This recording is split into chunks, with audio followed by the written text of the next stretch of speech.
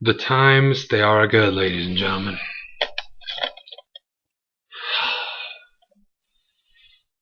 Let's start it. Let's get it going. Show starts off. This is going to become incredibly uncomfortable as this goes on, but doesn't matter. You got the Shield, all three members of the Shield, obviously standing, holding fort here, guarding the ring for something. You knew something was big was going to happen. It did. Triple H comes out, heel theme now. King of Kings he comes out to, awesome. He says, hey. The whole thing at SummerSlam, that was for business. That was business. But last week when Orton did, RKO Daniel Bryan and all, embarrassing Daniel Bryan, that was personal. He brings out Orton. He says Orton brought new life to the WWE, and he says, hey, I bought you something myself. This is from the WWE. This is my own pocket.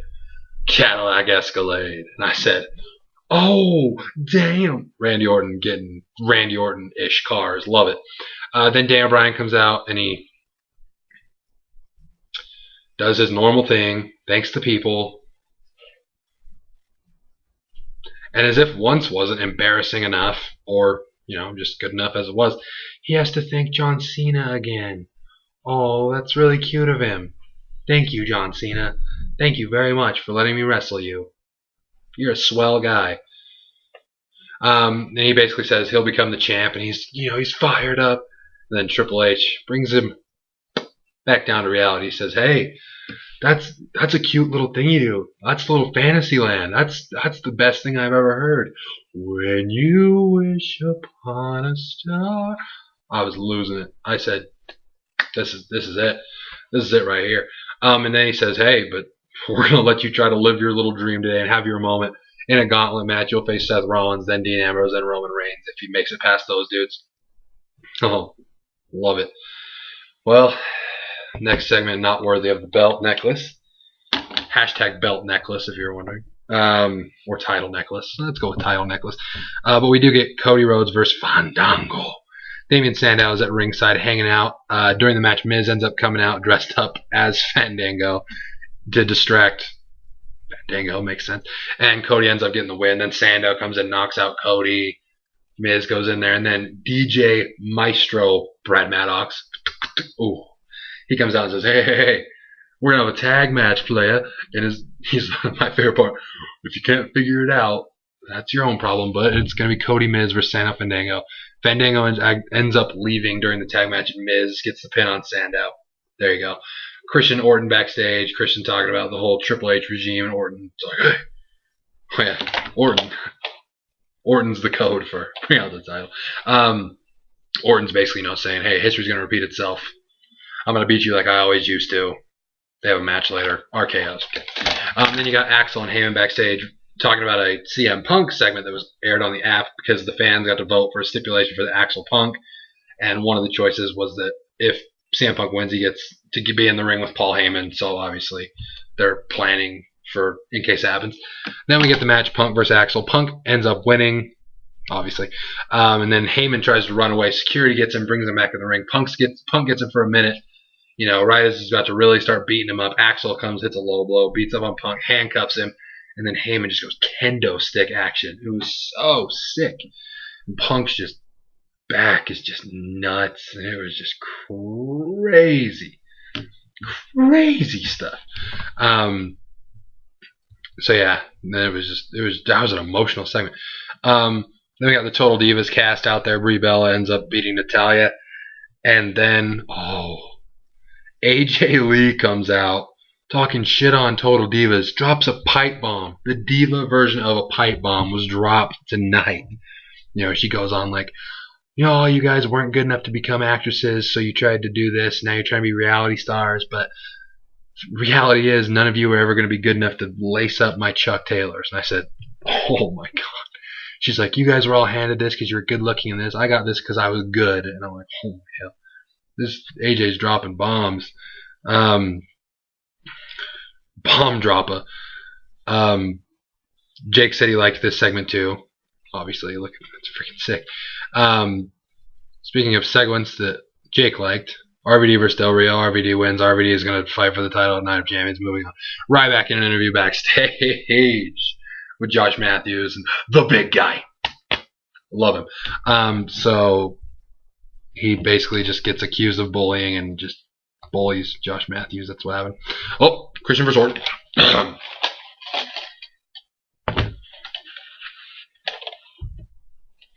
We got Christian versus Randy Orton here. It goes pretty long, actually. This was not a bad match at all. Orton ends up, they said he did a thumb to the eye. I beg to differ. I think they just couldn't see the action well. It was very well placed right hand. And then Orton gets the RKO, gets the win, 1, 2, 3. Daniel Bryan appears on the Titantron, and it appears he has written yes all over the Cadillac Escalade. No, Daniel Bryan. No. Absolutely no. He'd pay for that later. Non-Orton segments. This belt's got to live the dream until I get the new one, so let it have its time. So then we got Brad Maddox, Triple H, out looking at the car. He basically says, "Hey, I bought this. This is my property. This is bullshit." And Brad Maddox is like, "The whole locker room is laughing at this too." So he says, "Go get the locker room and tell him to stand out there and watch what happens to Daniel Bryan." I said, "My man." So then you got Titus O'Neil versus Jack Swagger. Oh, and Randy Orton said Daniel Bryan would pay for what he did. Titus O'Neil versus Jack Swagger. Titus O'Neil wins because millions of dollars. Like that's the reason he won, millions of dollars. Then we got Bray Wyatt vignette video package of one of the creepiest things I've ever seen. That was. She said her kiss would end the world, but her touch would caress it, and dick sucking. Motherfucker, what? What is going on? He's trying to brainwash us right now. It was cool. I mean, the whole time I couldn't stop watching it, but I didn't know what was happening exactly. So it was one of those things. And then you got Brad Maddox and Punk backstage. Punk wants a match with Heyman, and he says, "Hey, I'll give it to you at Night of Champions, but you have to face Axel and Heyman." So there you go. They didn't say what type of match it is yet, but Punk's gonna get have a chance at least to go with Heyman, and if he backs out, we'll never see Heyman again, so he'll get fired probably, or whatever. And then we get to the main event segment. That blonde chick, I don't remember her name, she comes out and she's trying to interview people on stage. "Big Show, what do you think about this gauntlet?" And he just doesn't say anything. Dolph Ziggler doesn't say anything. She's like, "Let me talk to the Miz. Miz, you're one of the most outspoken people. What do you think about all this whole regime thing?" The Miz is like, "Oh, let me tell you, it's..." And then he just stops because he doesn't want to get fired. P.S. Shout out to the Miz. This is the first night I've liked the Miz again in a long time after the Fandango thing. I was sick. But yeah, no one answered because they don't want to get fired, because Triple H said he'll personally fire if anyone gets involved or says anything or all that good stuff. So we got Bryan versus Seth Rollins. This was the only match of the gauntlet match, the three that was an actual match, and it was good. It's Daniel Bryan, it's Seth Rollins. Oh yeah, I was supposed to tell you Jake has no comment on Daniel Bryan ruining the Escalade because Jake is smart. But yeah, Daniel Bryan ends up beating Seth Rollins after a while. Big knee. And then he comes in, Ambrose comes in, beats Dean Ambrose really quick because he's super Daniel Bryan. You got to replace John Cena. You got to do it right. I'm going to make Dean Ambrose tap out in a second.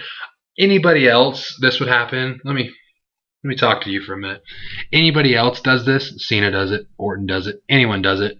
"Oh, that's so stupid. They buried Dean Ambrose. No one should be able to win that fast." Well, it's Daniel Bryan. It's the same shit. So get out of here.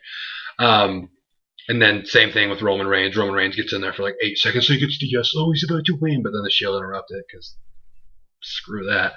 And they end up just wailing on Daniel Bryan. They beat him up. Spear by Roman Reigns.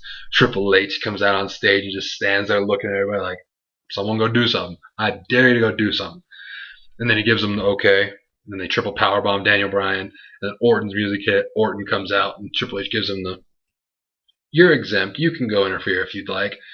Randy Orton says, "Okay." Randy Orton walks down there. He goes down there. Look at it. Upside down shit. He goes out there and he's just looking at Bryan. The Shield picks up Bryan for him. He grabs him. Full up standing, just straight RKO to Daniel Bryan, and then walks out with the belt, holding the belt up high. Seth Rollins gives him one of these. Let me tell you something. Say what you will, this is getting Mondo heat. Oh my gosh. Randy Orton's getting booed like crazy. And especially when Triple H came out and he's just standing there kind of looking at everybody like daring him to do something. The crowd was just boo.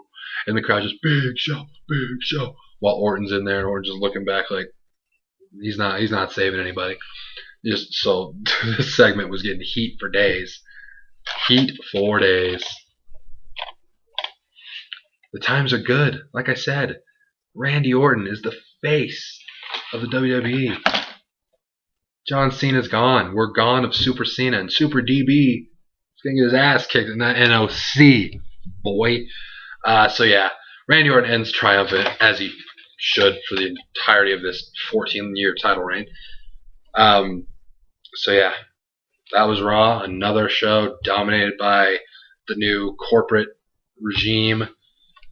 I have a thing for corporate champions, guys. Who was there any other corporate champions before?